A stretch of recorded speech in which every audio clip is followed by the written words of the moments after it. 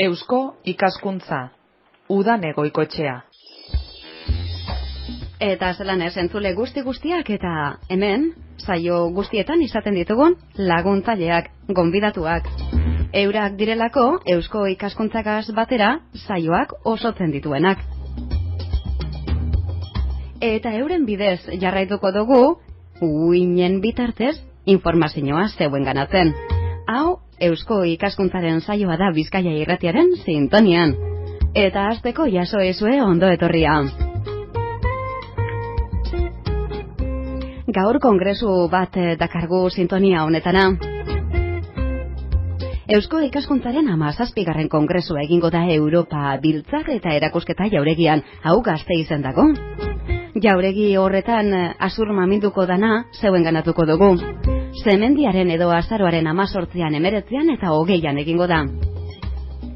Eta kongresuak justizia eta hizkuntzak alkar hartuta dakarskuz, beraz, hizkuntzak eta justizia bezateko moduan gara.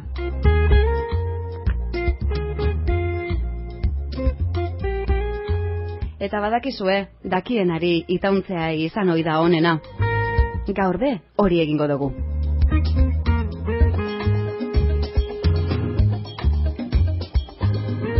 Gaurko geure gonbidatua Eusko ikaskuntzako bazkide da zuzenbide sailean. Horrez gainera, Bizkaiko entzutegi probintzialean magistratu. Ondo etorri esango deutzagu Nekane San Migueleri, egunon? Egunon zui ere. Zelan zagoz, Nekane? Bueno, mentxe lanian. Lan eta lan. Bueno, bai, tokatzen da. Hori da. Sasoi honetan. Bai, sasoian, sasoikoa esan ohi da. Eta kongresuan be lan eta lan egin beharko da, ze gitarauak oso zabalak dira. Esaten izan dugu atarian, zemendiaren edo azaroaren 18, 19 eta 20an egingo dala, eta guk atal bat aukeratu dugula. Zeuri, jagokizun atala zehatzago esateko justizia eta hizkuntzak. Zuk horretan hartuko dozu parte. Honen txuena gaia kokatzea izango da, eta baderitzozu kongresuko egitaragua hartuko dugu.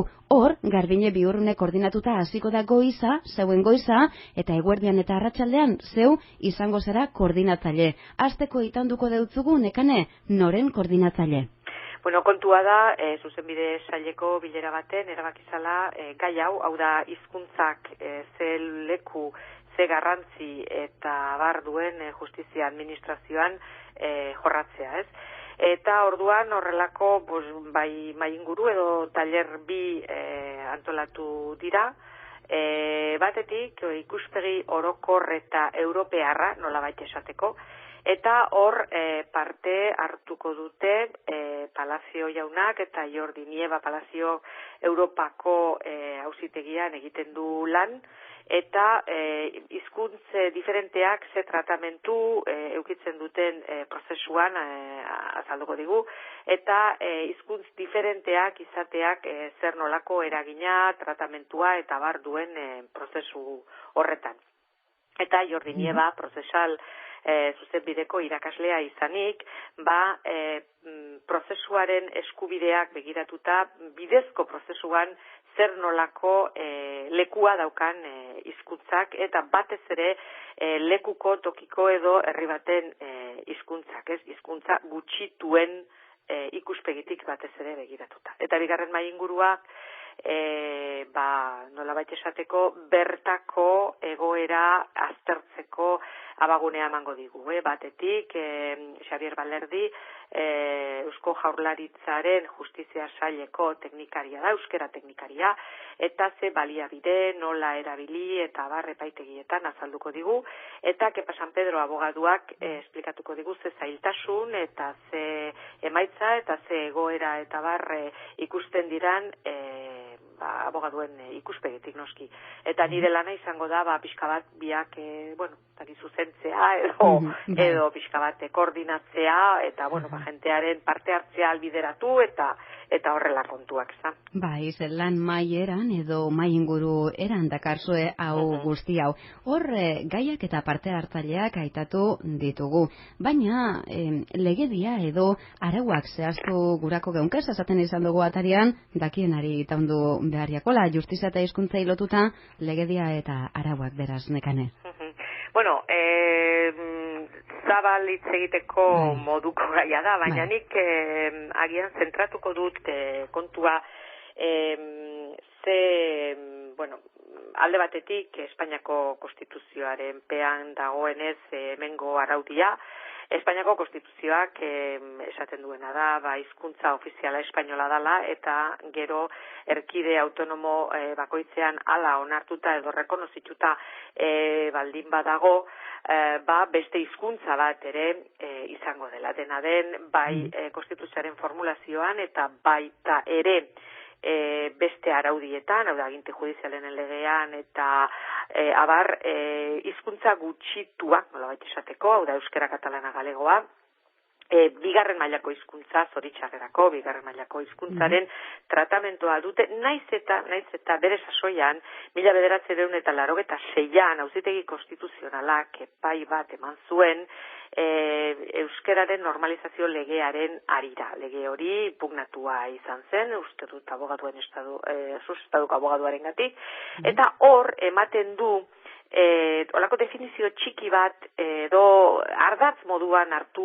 oidan edo hartu nahi izan dan definizio bat zer ulertzen dugu hizkuntza bat ofizialkidea dela esaten danean, ze horrek dudarik gabe praktikan eragina du ez. Eta ebazpen horrek esaten duena da, ofizialkidetasunak suposatzen duela neurri handi baten edo neurri ia osorik parekotasun bat. Hau da, bi hizkuntza dauden erkidegoetan, hiritarrak eskubidea duela hizkuntza baten zein bestean tratamentu berbera jasotzeko.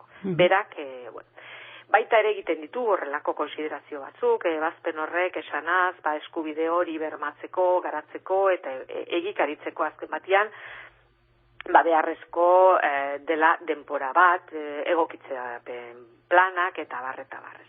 Kontua da, 1986en esaten zan hori, eta ikusten duzu moduan, 23 urte pasa dira, eta egoera ez da bat ere hobetu neurri handi baten, dudarik gabe, justizia administrazioan hainbat partek, jentek eta erakundek hartzen dute parte, esateko, eta hor, egon dira aurrerapen batzuk, baina beste batzuk lehengoan edo oso antzera jarraitzen dute.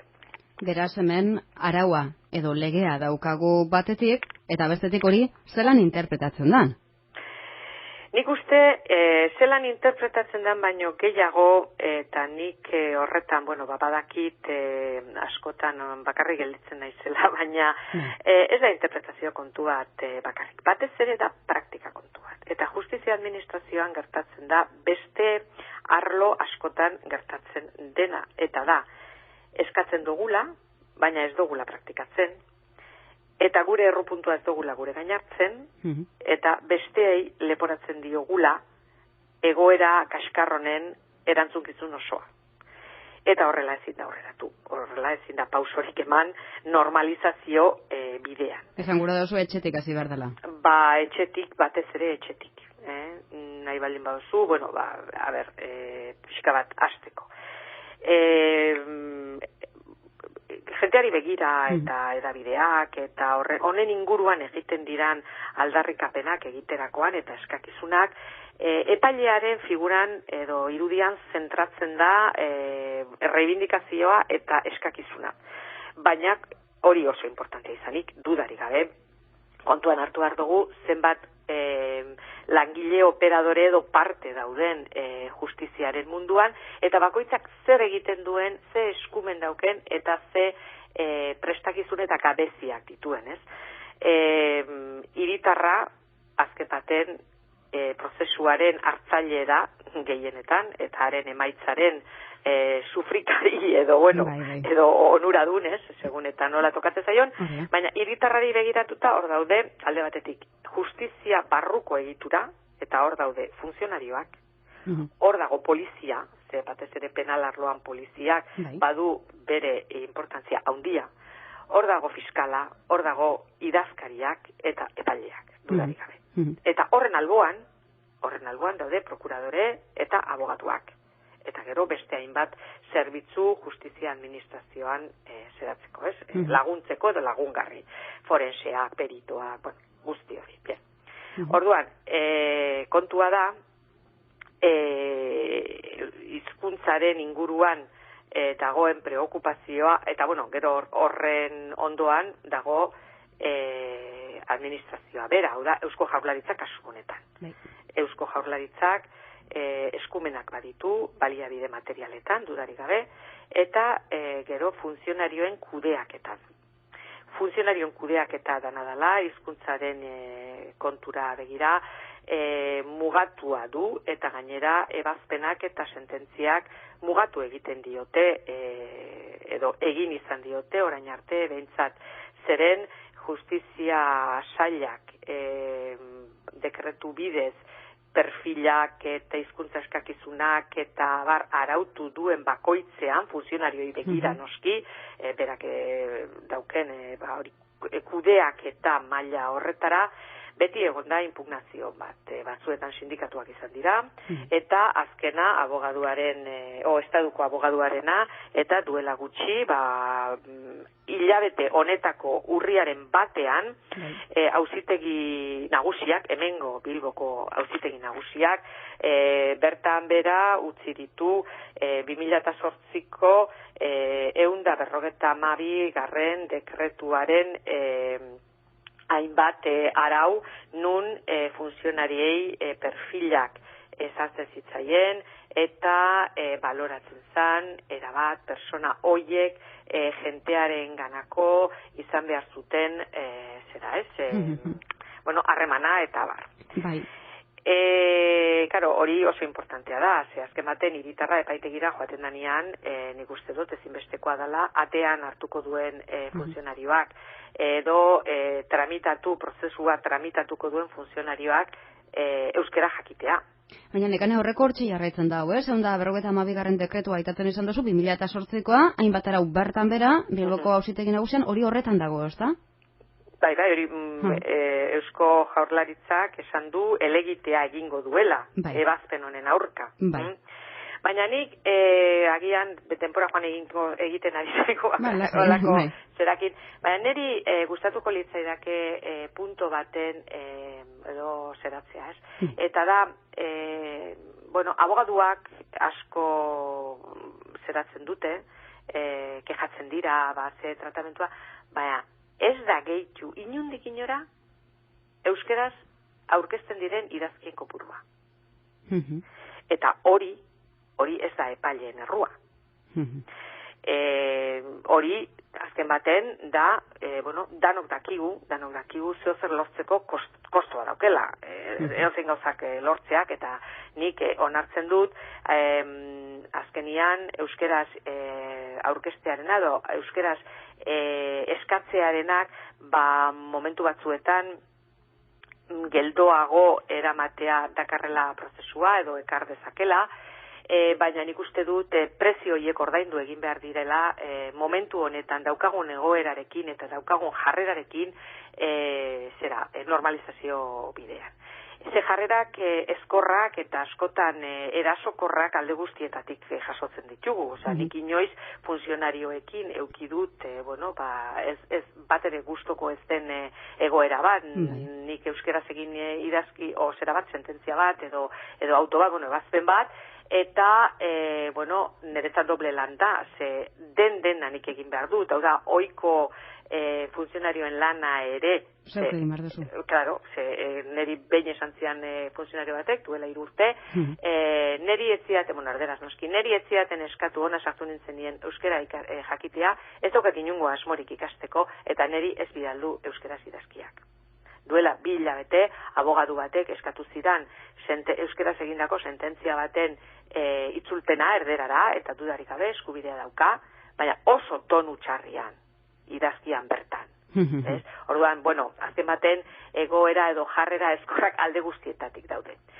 Dana dela, legearekin lotuta eta kolektiboarekin eta abar lotuta eta lehen hasieran aipatzen nuenaren kontuarekin lotuta, aginte judizialaren lege organikoko 231. artikuluan argi dakar prozesuaren hizkuntza erdera dela, eta euskera, kasu honetan euskera, eta beste erkidego autonomoetan bertan dagoen hizkuntzak, jenteak eskatzen duen neurrian bakarrik erabiliko direla. Eta 2004 uste dut guk hemen Bizkaiko entzutegian jarri genuen konstituzioaren aurrean inkonstituzionalidade kuestio bat artikulu horren inguruan, eta neu izan nintzen horren txostengilea.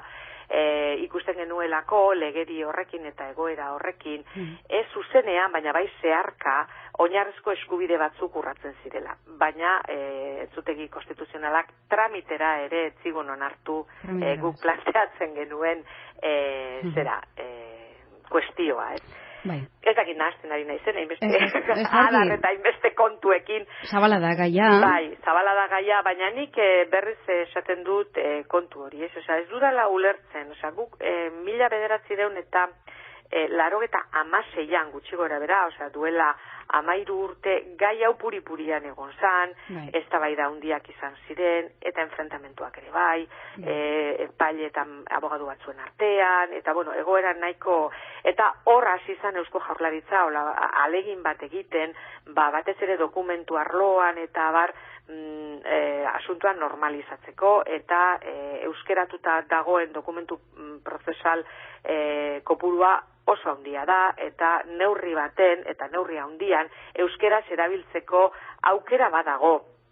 Horretarako behar da alde batetik, abogaduak ere euskeraz aurkeztea, eta beste alde batetik funtzionario guztion aldetik horrelako borondate bat hori erabiltzeko. Badago, hori materialki badago.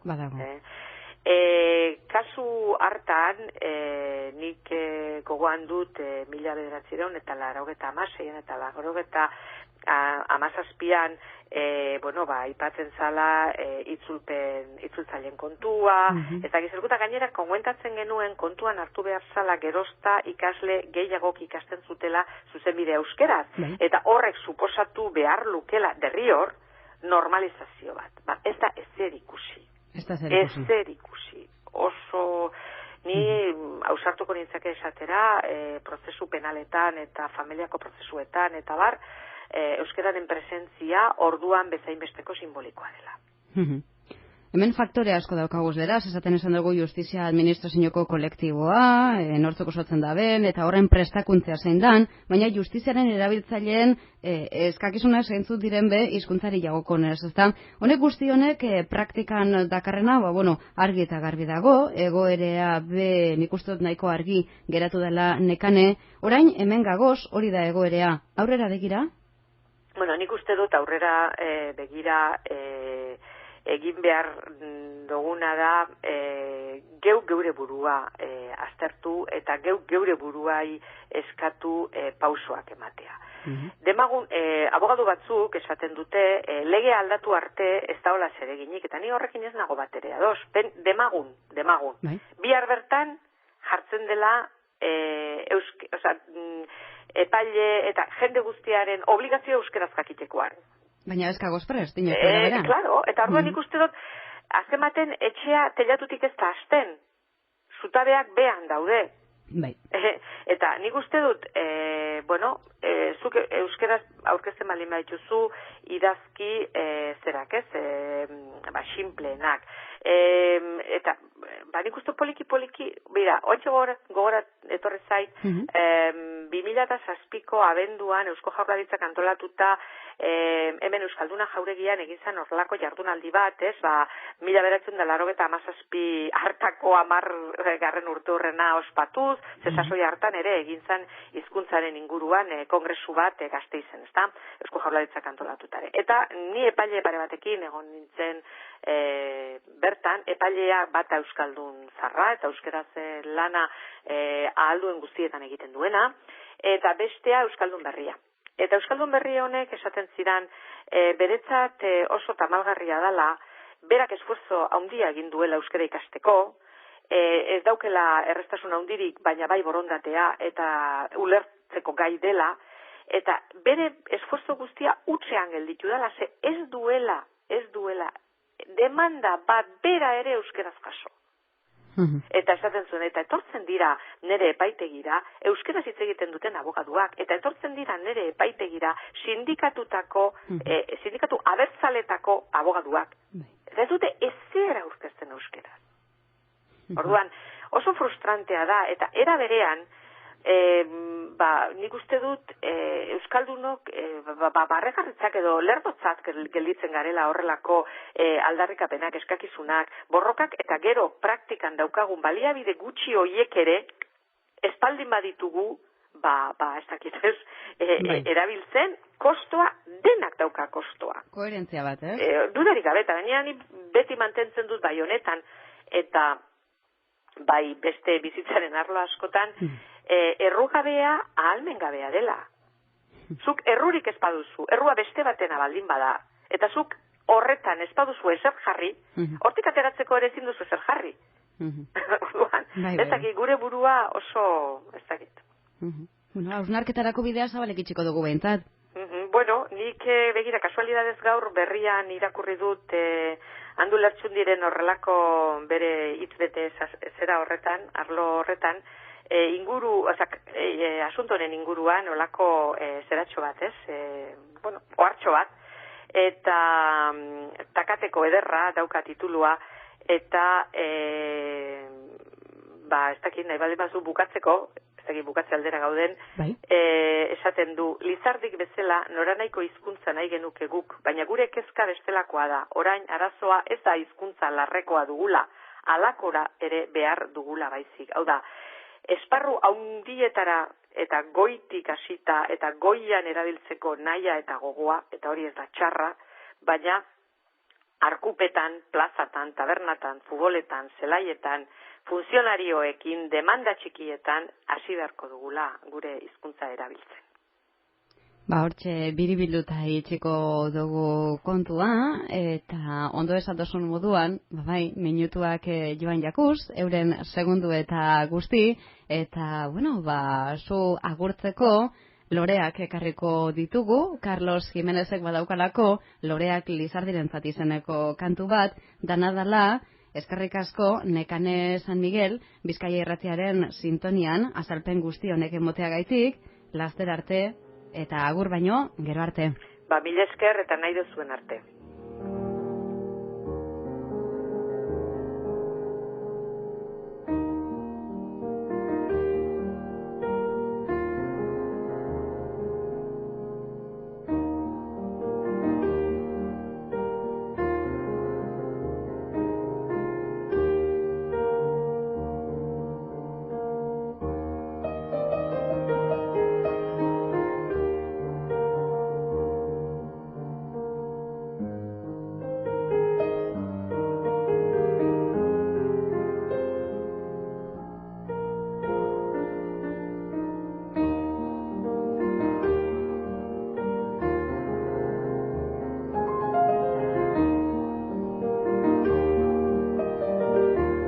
Esaten esan dugunez,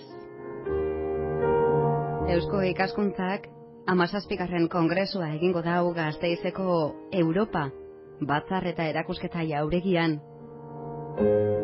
Hitzordua hantxe, noiz?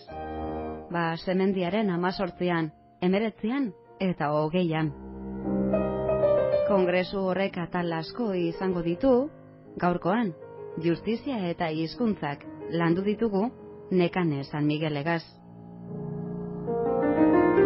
Bizkaiko entzutegi probintzialean magistratu da, eta horrez gainera, Eusko Ikaskuntzako bazkide, zuzenbide sailean. Besterik ez gaurko zentzuleok, eskerrik asko beste behin, eta gogoratu, zapatuz, eguardietan daukagula hitzordua Eusko Ikaskuntzagaz, ondo bizi?